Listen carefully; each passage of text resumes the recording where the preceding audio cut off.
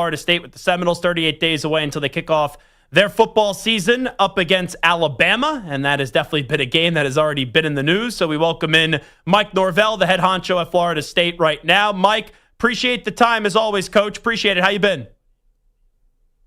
No, I've been good. Appreciate you having me on, and you're just finishing up media days here in Charlotte, and that tells you about a week away from practice. So we're excited to get on the field and for all things that are here in front of us. And we all know before you get to this season, you have to address last year, 2 years ago, you guys had an unbelievable season with 13 wins. Last year, clearly it got away from you guys, and you regressed at 2 wins. When you take a look back at last season, Coach Norvell, just what did you learn from last year when you kind of reflect on it?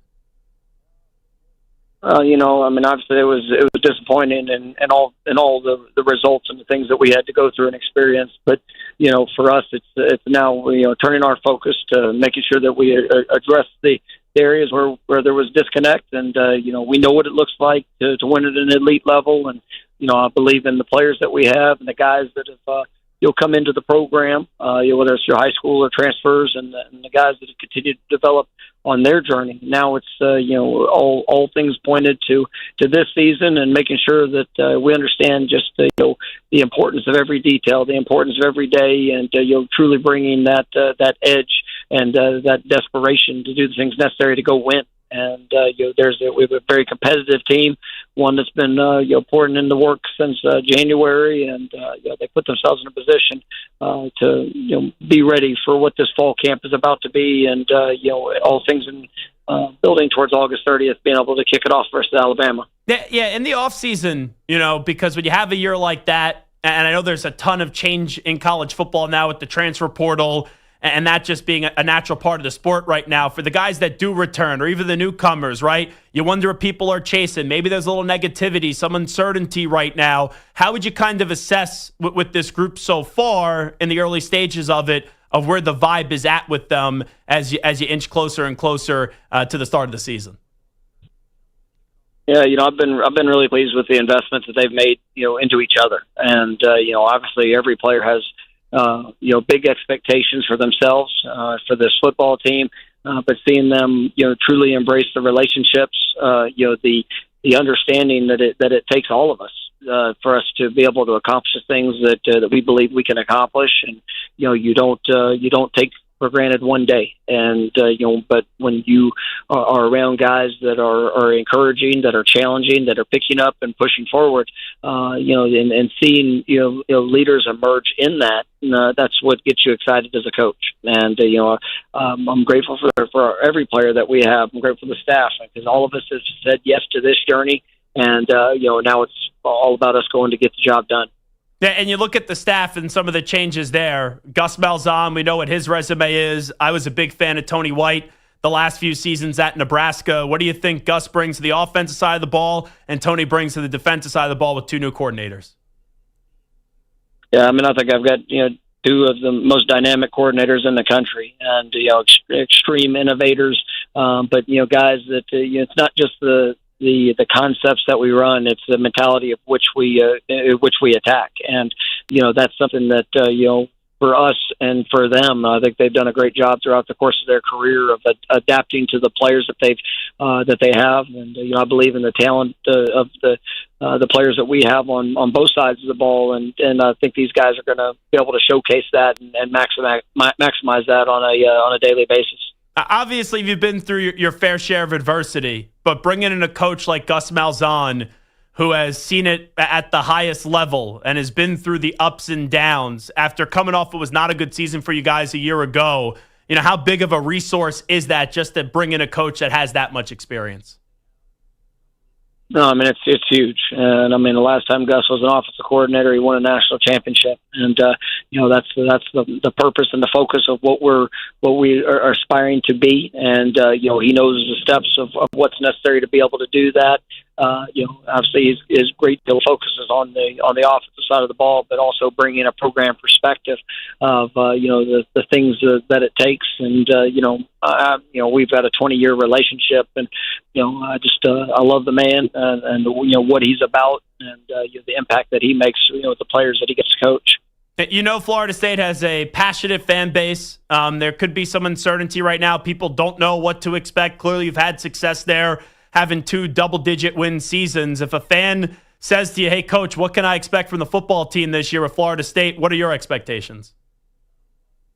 No, I mean, I've got the highest expectations, and we have a championship standard at Florida State, and we want to put ourselves in a position to be competing for that. And but ultimately, that's got to show up, in everything that we do. And I'm excited for what the future is for our program. Excited for these players to be able to go put that on display, and in the old things that are in front of us. It's just it's about this group coming together and to be able to leave their legacy for the 2025 season. And we've seen it done at a high level. We've got a chance that we've had a chance to lift a trophy in these last few years, and obviously we have the opportunity now to respond to a disappointing season. And I've got the ultimate confidence in what we're going to be able to do and what we will accomplish. Mike Norvell here with us, a few more minutes with the Florida State head football coach. They open up their season 38 days from now up against Alabama. Quarterback was an issue for you guys last year. You bring in Thomas Castellanos from BC in the transfer portal. Why is he the right guy? What did you see from him to feel confident to kind of hand the baton over to him for this season?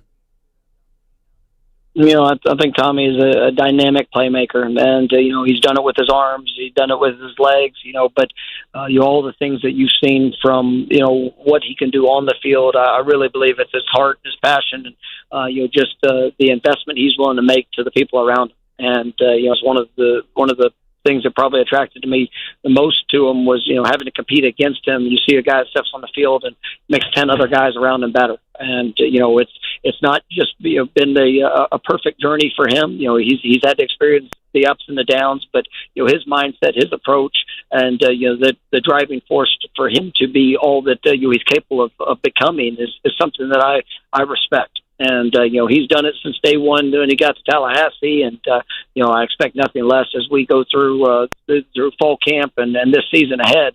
And I just want him to come and be him, and that's it's obviously great potential and a lot of excitement for what he brings to our program. I got to ask you about the comments that he had to On 3 when talking about your week 1 opponent at Alabama. I'm sure everyone asked you about it today when he said a few weeks ago, they don't have Nick Saban to save them. I just don't see them stopping me. What was your reaction when you read that a few weeks ago?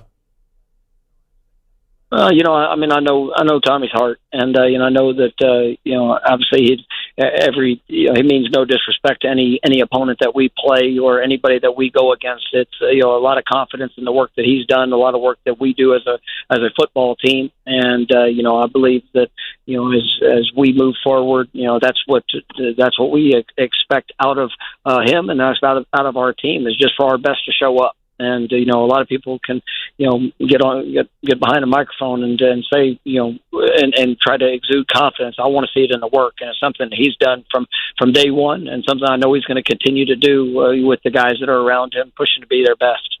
And obviously, right, quarterbacks are alphas. Like, they got to have confidence.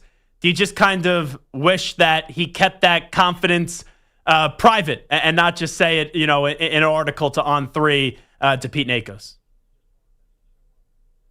Well, I think, as you get into, sometimes you get into conversations and things can obviously go a couple different ways in how things are said and maybe received.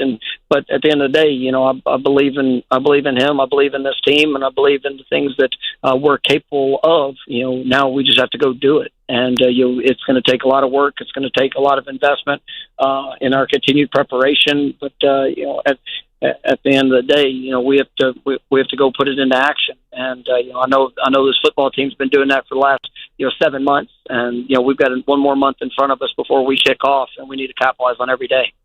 Just curious, Coach Mike Norvell, and you guys have had a lot of success in the transfer portal, right?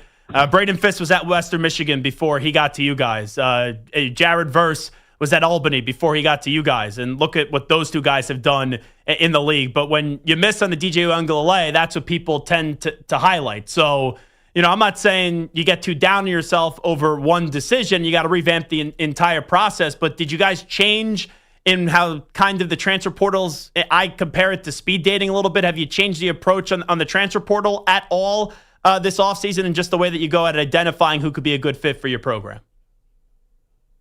Well, I mean, I think, like you said, I think we've been as good as anybody in the country when it comes to the guys that we've brought in, through transfer portal, and everybody's at a different spot in their journey. And we've had some of the best, the brightest in college football that have been able to showcase that here at FSU, and obviously, coming off a very disappointing season, we take full ownership of all things that were done and how we did it. But I'm excited for the guys we've been able to bring in. I believe that we've got guys that have proven productivity in what they've been able to accomplish. They're playing at a high level in college football, but also guys that are still striving for more and striving to be better and to be able to put that on display here in their time in Tallahassee and here, part of the Florida State football program. Well, Coach, good luck. I'm really excited to see the bounce back for your program this year, and we can't thank you enough for carving out a few minutes with us today. Thanks so much, and go Noles.